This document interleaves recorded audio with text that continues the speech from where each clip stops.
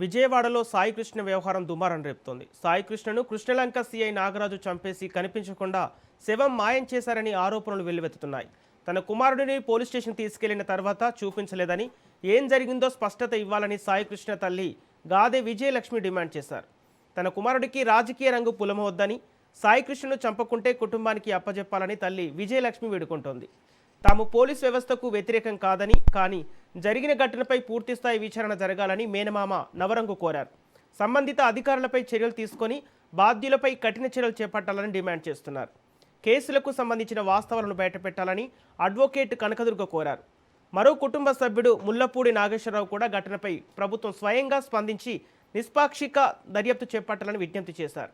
సాయికృష్ణ ఎక్కడ ఉన్నాడో, జరిగిన ఘటనపై అధికారిక వివరాలు వెల్లడించాలని కుటుంబ సభ్యులు ప్రభుత్వాన్ని డిమాండ్ చేస్తున్నారు.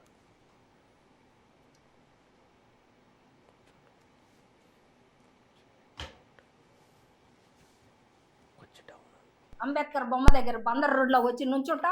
మా ఫ్యామిలీ 200 మంది ఉన్నా 200 మంది వచ్చి నుంచుంటా.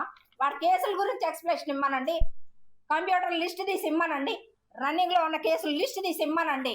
నేను ఛాలెంజ్ చేస్తున్నాను మీడియా ముఖంగా. 200 కేసులు, 300 కేసులు, 40 కేసులు ఉన్నాయని, రాజకీయ నాయకులతో సంబంధాలు ఉన్నాయని, దయచేసి ఈ కేసుకి రాజకీయాలను పులవద్దు. మళ్ళీ చెప్తున్నా, ఒక అమాయకురాలు, ఎవ్వరు లేని దీనురాలు వాళ్ళ అబ్బాయి డెడ్ బాడీ ఇమ్మని అడుగుతుంటే దానని మాఫియా అని 3 రాష్ట్రాలు 4 రాష్ట్రాలు, మళ్ళీ చెప్తున్నా 3-4 రాష్ట్రాల్లో వాడు మాఫియా చేస్తే నువ్వు కూడా ఇంకొకరిని ఎక్కించి తిరుగుతున్నావే సిఐ నాగరాజు గారు. అట్లాగే మా వాడిని కూడా జీబులో నీ పక్కన కూర్చోబెట్టుకుని తిరుగు. నా కొడుకు ఎక్కడ ఉండాలి, నేను ఫోన్ చేసుకుంటానంటే ఒక్కడు కూడా సహకరించలేదయ్యా. నా పిల్లోడిని కొట్టి కింద పడేశారయ్యా, బాత్రూమ్ దగ్గర తీసుకొచ్చి. ఈ పిల్లోడు మా పిల్లోడేనా అంటే, మీ పిల్లోడు కాదు, వెళ్ళిపో, నువ్వు వెళ్ళిపోమంది ఇక్కడి నుంచి, దాన్ని పంపించండి రా బయటగా అడిగాడయ్యా. ఎన్ని మాటలు మాట్లాడు అంటే అన్నాడులే, నా బిడ్డ నాకు కావాలనుకుని నేను ఉంచున్నా అక్కడ. నన్ను ఎంత చేశాడంటే, నేను ఎందుకోసం బాధపడుతున్నానంటే, నా కొడుకుని ఇంకెక్కడి నుంచన్నా తీసుకొస్తారేమోనని నేను చూసుకుందామని బాధపడుతున్నా. కానీ ఇంత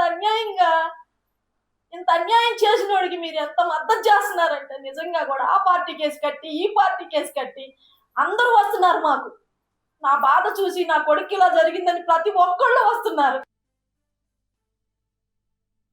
జరిగింది, పిల్లవాడు వస్తాడో రాడో తెలియదు. సిఐ గారు మన కాపుకులం, సిఐ గారిని కాపాడుకుందామన్నా, మనం ఏ పని అడుగుతా చేస్తాడన్నా, మనకి బాగా ఉపయోగపడతాడన్నా అన్నాడు.